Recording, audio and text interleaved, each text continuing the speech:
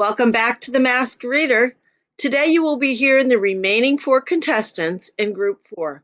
These four ferocious foes are trying to earn a spot in the next round.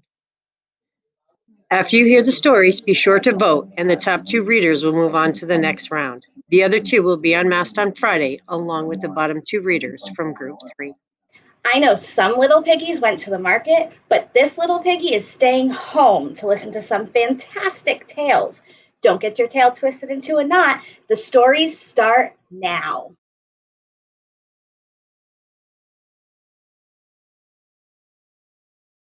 Hey Fairview Knights! Why are dragons so good at rapping? Because they're always spitting fire. It might surprise you to know that this dragon loves rapping. I even have a special song I rap with my dragon siblings. If I were going to do any other job, I might like to be a fitness instructor or motivational speaker. I try to work out every day to help my heart be as strong as iron. And I love uplifting and help people soar to their full potential. The longest place this dragon has airlifted to is California, and I hope to hover there again someday. Can't wait for you to hear my story this week. Bye! Hey brave knights! The story I have for you this week is There Was an Old Lady Who Swallowed a Fly. It's one of my favorite versions. Here we go. There was an old lady who swallowed a fly. I don't know why she swallowed that fly. She won't say why. There was an old lady who swallowed a spider that wriggled and jiggled and tickled inside her. She swallowed the spider to catch the fly. I don't know why she swallowed that fly. She won't say why. There was an old lady who swallowed a bird. How absurd to swallow a bird. She swallowed the bird to catch the spider. She swallowed the spider to catch the fly. I don't know why she swallowed that fly. She won't say why. There was an old lady who swallowed a cat. Imagine that! She swallowed a cat. She swallowed the cat to catch the bird. She swallowed the bird to catch the spider. She swallowed the spider to catch the fly. I don't know why she swallowed that fly. She won't say why. There was an old lady who swallowed a dog. What a hog to swallow a dog. She swallowed the dog to catch the cat. She swallowed the cat to catch the bird. She swallowed the bird to catch the spider. She swallowed the spider to catch the fly. I don't know why she swallowed that fly. She won't say why. There was an old lady who swallowed a goat. Just opened her throat and swallowed a goat. She swallowed the goat to catch the dog. She swallowed the dog to catch the cat. She swallowed the cat to catch the bird. She swallowed the bird to catch the spider. She swallowed the spider to catch the fly. But I don't know why she swallowed that fly. She won't say why. There was an old lady who swallowed a cow. I don't know how she swallowed that cow.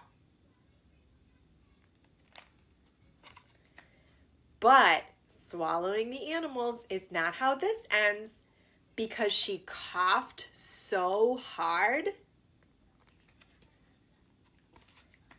out flew all her new friends.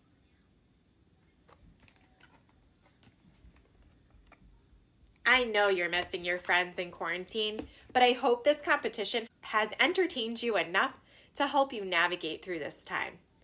Vote for me. Bye. Hello, boys and girls. Are you ready to learn Roar about Literary Lion? Something interesting about me is I can play the clarinet. All the other cats on the savannah love to hear my music.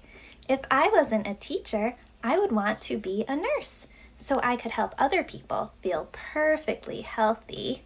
The farthest this lion has prowled from home is all the way down to Mexico City. Que divertido! Can't wait for you to hear my second story. Hello, boys and girls. Are you ready to devour another good book with Literary Lion? Today we will read The Legend of the Big Dipper.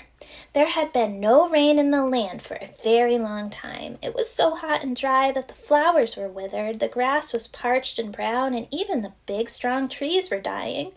The water dried up in the creeks, and rivers and wells were dry. The fountains stopped bubbling. The cows, the dogs, the horses, the birds, and all the people were very sick and uncomfortable. Oh no. There was one little girl whose mother grew very ill. "Oh," said the little girl, "if only I can find my mother some water, I know she will feel well again." So she took a tin cup and started out in search of water. By and by she found a tiny little spring away up on a mountainside. It was almost dry. The water dropped ever so slowly from under the rock, and the little girl held her cup carefully and caught the drops. She waited a very long time until her cup was full. And then she started down the mountain holding the cup very carefully, for she didn't want to spill a single drop. As she walked down the mountain, she met a dog. The dog was very, very thirsty too. He was so thirsty and parched that he could barely walk. "Oh, you poor little dog," said the little girl. "You are so thirsty. I can't pass you without giving you a few drops of my water. If I give you just a little, there will still be enough for my mother." So the little girl poured some water into her hand and held it down for the little dog. He lapped it up quickly and felt so much better that he frisked and barked and seemed almost to say, "Thank you, little girl." And the little girl didn't notice, but her tin dipper had changed into a silver dipper. Magical. She thought about her mother and hurried along as fast as she could go. When she reached home, it was late in the afternoon, almost dark. The little girl pushed the door open and hurried up to her mother's room. When she came into the room, the old servant who helped the little girl and her mother and had been working hard all day taking care of the sick woman was very, very thirsty. "Do give her some water," said the mother. "She has worked hard all day and she needs it much more than I do." So the little girl held the cup to her lips and the old servant drank some of the water. She felt stronger and better right away. And the little girl didn't notice, but her silver cup had changed into a golden cup. Then she held the cup to her mother's lips and she drank and drank. Oh, she felt so much better. When she had finished, there was still some water left in the cup, and the little girl was just about to drink it for herself when she heard a knock at the door. The servant opened it, and there stood a stranger. He was very pale and all covered with dust from traveling. "I am thirsty," he said. "Won't you give me a little water?" The little girl said, "Why, certainly I will. I am sure that you need it far more than I do. Drink it all." The stranger smiled and took the dipper in his hand, and as he took it, he changed and it changed into a diamond dipper. He turned it upside down, and all the water spilled out and sank into the ground. All the fountains flowed again, and where it splashed, there was enough water for all the people and all the animals in the whole land to drink as much water as they wanted. Wow! As they watched the water, they forgot the stranger, but presently he was gone. When the villagers looked up into the night sky, they noticed glittering that there was a Big Dipper constellation. It shines up there yet and reminds people of the little girl who was kind and unselfish. It is called the Big Dipper. Have you seen the Big Dipper in the night sky? Remember to be kind and remember to vote for me, Literary Lion. Would you like to learn a little more about Miss Piggy? Something interesting about me is that I took French for 6 years in school and I can't remember any of it. I guess it's true what they say. If you don't use it, you lose it. If I couldn't be a teacher anymore, I think I would want to be a radiologist. Radiologists are kind of like doctors who take special pictures like X-rays and MRIs of the insides of people's bodies. Pretty cool, right? This pig has traveled to Puerto Rico, Punta Cana, Costa Rica, but the farthest I've been from home is Italy. Ciao for now. Chrysanthemum by Kevin Hanks. The day she was born was the happiest day in her parents' lives. She is perfect, said her mother. Absolutely, said her father. And she was. She was absolutely perfect. Her name must be everything she is, said her mother. Her name must be absolutely perfect, said her father. And it was. Chrysanthemum. Her parents named her Chrysanthemum. Chrysanthemum grew and grew and grew, and when she was old enough to appreciate it, Chrysanthemum loved her name. She loved the way it sounded when her mother woke her up. She loved the way it sounded when her father called her for dinner. And she loved the way it sounded when she whispered it to herself in the bathroom mirror. Chrysanthemum, chrysanthemum, chrysanthemum. Chrysanthemum loved the way her name looked when it was written with ink on an envelope. She loved the way it looked when it was written with icing on her birthday cake. And she loved the way it looked when she wrote it herself with her fat orange crayon. Chrysanthemum, chrysanthemum, chrysanthemum. Chrysanthemum thought her name was absolutely perfect. And then she started school. On the first day, Chrysanthemum wore her sunniest dress and her brightest smile. She ran all the way. Hooray, said Chrysanthemum, school! But when Mrs. Chud took roll call, everyone giggled upon hearing Chrysanthemum's name. It's so long, said Joe. It scarcely fits on your name tag, said Rita, pointing. I'm named after my grandmother, said Victoria. You're named after a flower. Chrysanthemum wilted. She did not think her name was absolutely perfect. She thought it was absolutely dreadful. The rest of the day was not much better.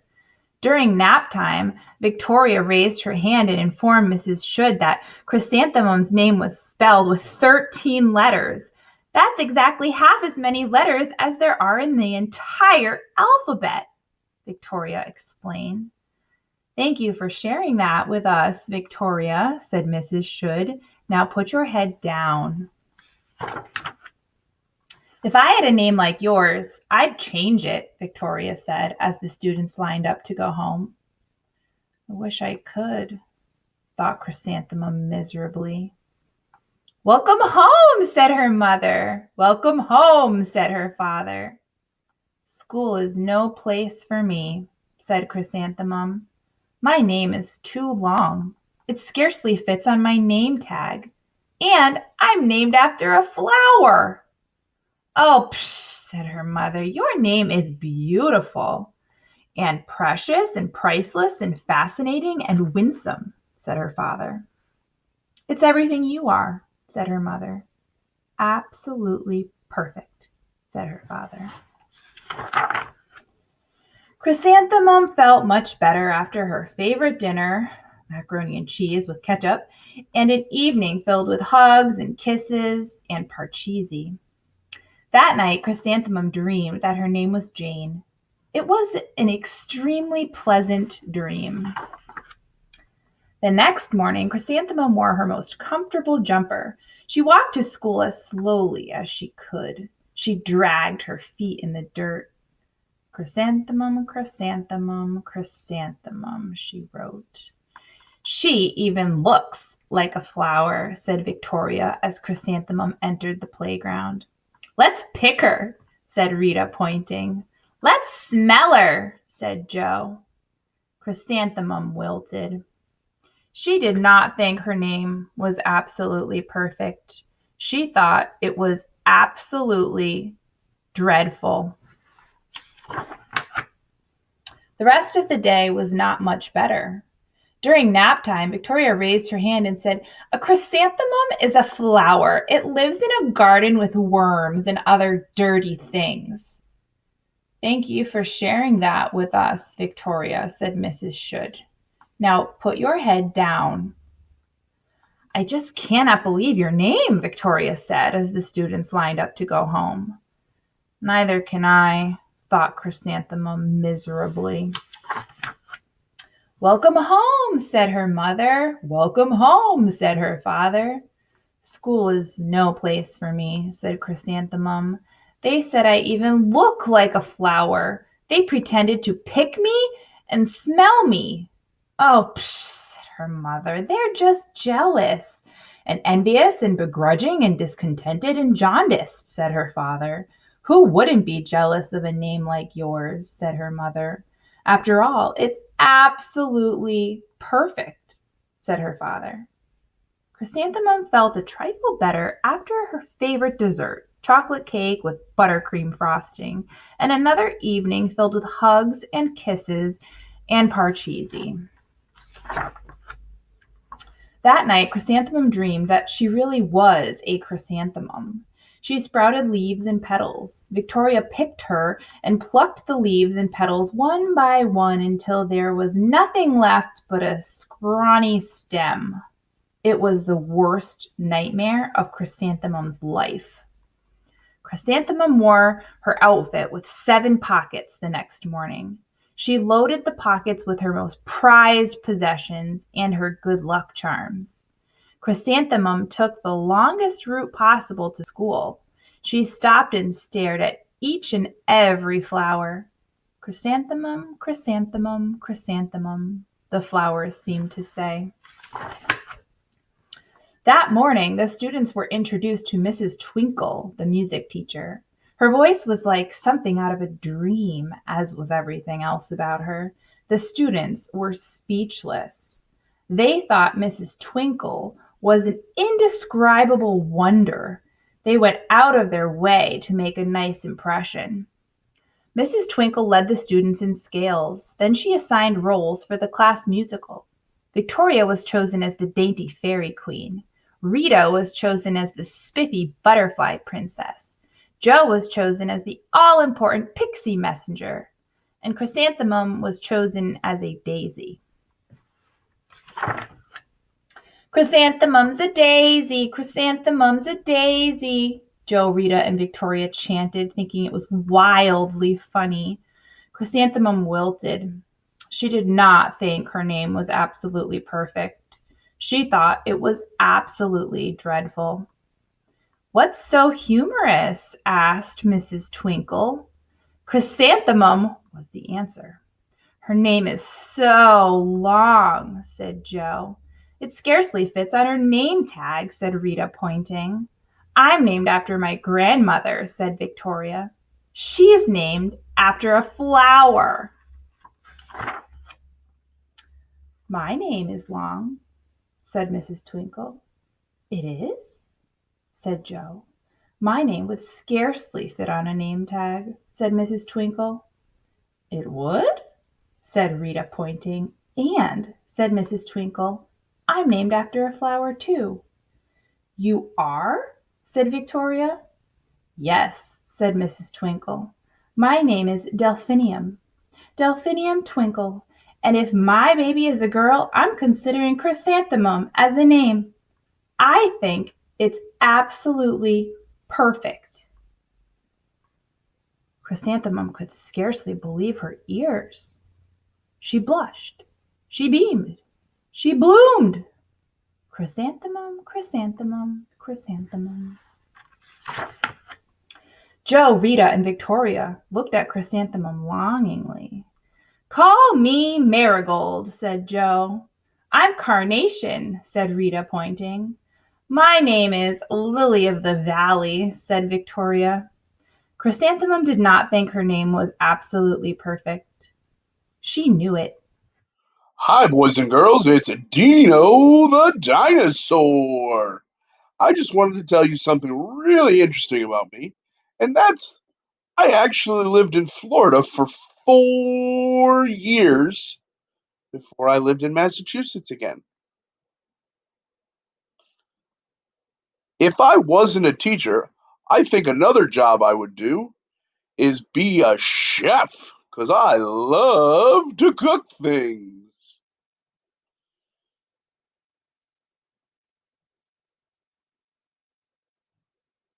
The furthest I've traveled from home is all the way to Italy. That's in Europe, for some of you who may not know. All the way across the Atlantic Ocean. Hi, boys and girls, it's Dino the Dinosaur, and I have an awesome story for you to read today. It's called Iqbal and His Ingenious Idea: How a Science Project Helps One Family and the Planet.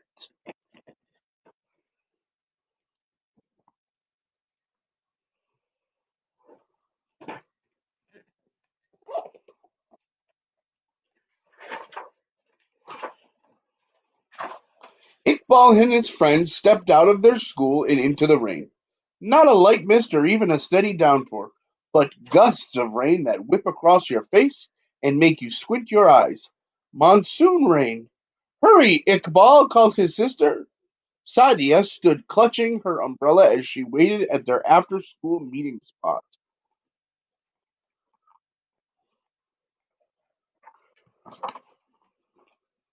At home, Iqbal and Sadia's mother stirred a pot of rice. A baby swaddled against her. Sadia, said Amma over the baby's raspy cough, please take Rupa to the veranda. The smoke is bothering her. Iqbal sat down beside his mother. Amma, my teacher told us the theme for this year's district science fair. It's sustainability. We have a month to come up with a project that's good for the environment. There are cash prizes for the winner and the runner-up. From the veranda, Sadia overheard her brother and yelled out, Iqbal, let me be your assistant. Then you'll win.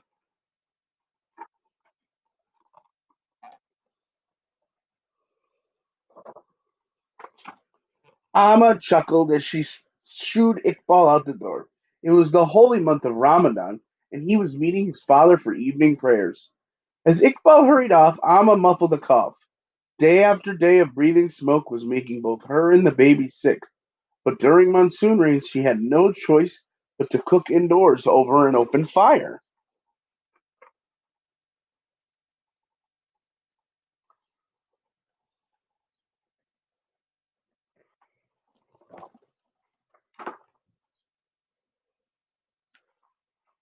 After the family's evening meal, Amma rested. Tomorrow she would need to take Rupa and go out to gather firewood.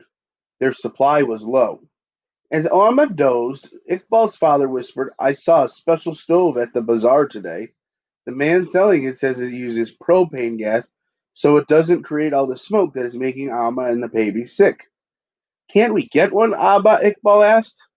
We don't have the money, his father said with a sigh. I wish we did.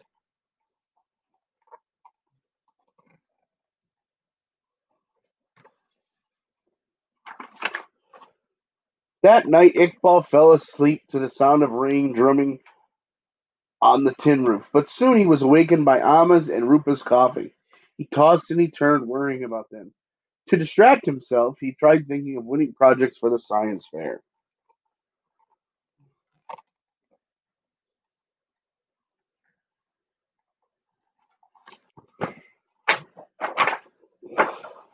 In fact, he thought about the science fair a lot in the following days. He imagined inventions. He imagined inventions while walking to and from school with Sadia. He sketched all sorts of gadgets in between classes. He conceived of contraptions when helping Abba in the rice paddy. He dreamed about devices before and after his daily prayers. Finally, he came up with a winning idea. He would build a stove that didn't produce smoke.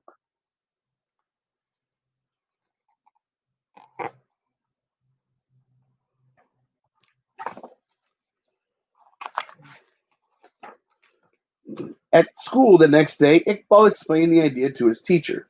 They went straight to the computer in the office and typed in smokeless cooking. Up popped articles about solar stoves that cook with the heat of the sun. He learned that solar cookers don't pollute the air. They also save women from having to collect wood and cook over dangerous flames. Iqbal realized that Amma could use a solar cooker during Bangladesh's 5 sunny seasons, and with the prize money, Abba could buy the gas stove he saw at the bazaar to use indoors during the monsoon season.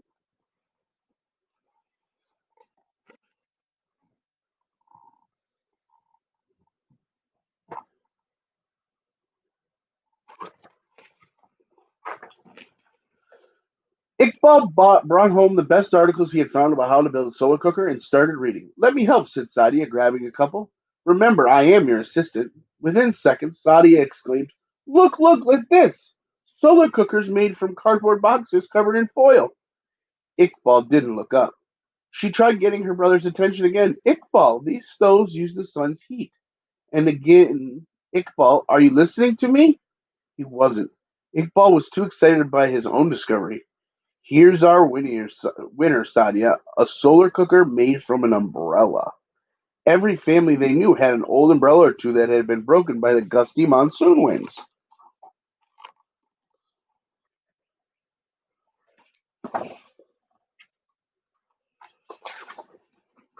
To make their umbrella cooker, Sadia and Iqbal removed the handle from the biggest broken umbrella they could find.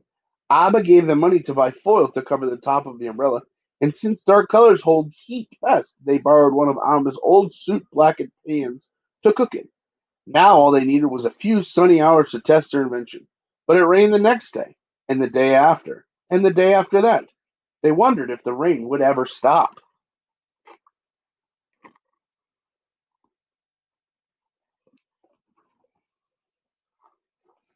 Finally, it did. The first day that the clouds parted and the sun brightened the sky, Sadi and Iqbal bought eggs at the bazaar and raced home.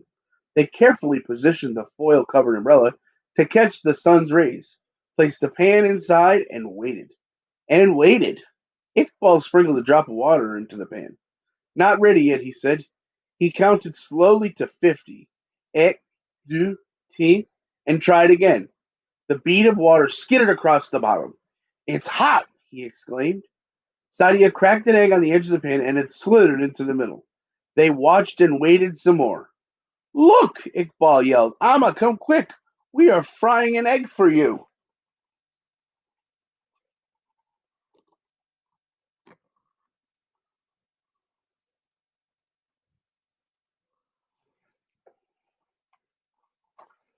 A couple of weeks later, it was the event Iqbal and his classmates had been waiting for, the announcement of the science fair winners. The students lined up behind their projects. One of them had won first prize for the entire district. But who? Was it Rashad and his experiment to reduce soil erosion?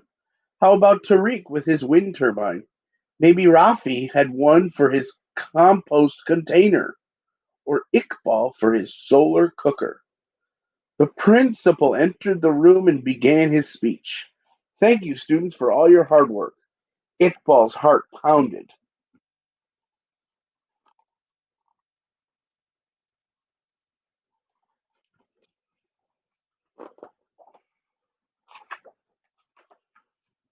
The principal continued, one student has come up with a particular ingenious idea. He saved a broken umbrella from the garbage dump and turned it into a fried egg. The class giggled. He went on, smoke from cooking fires is a big problem in our country. It pollutes the air and causes health problems, especially for women and small children. The principal placed the ribbon on Iqbal's solar cooker and shook the boy's hand. He had won first prize.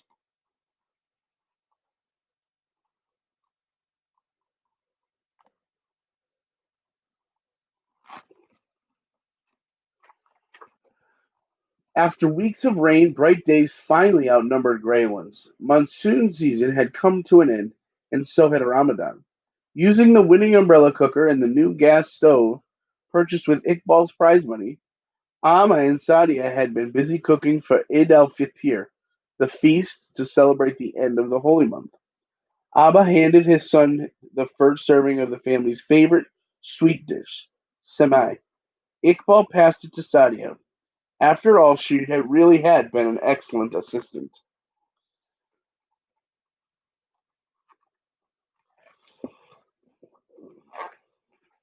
The end, boys and girls. Vote for me, Dino the Dinosaur.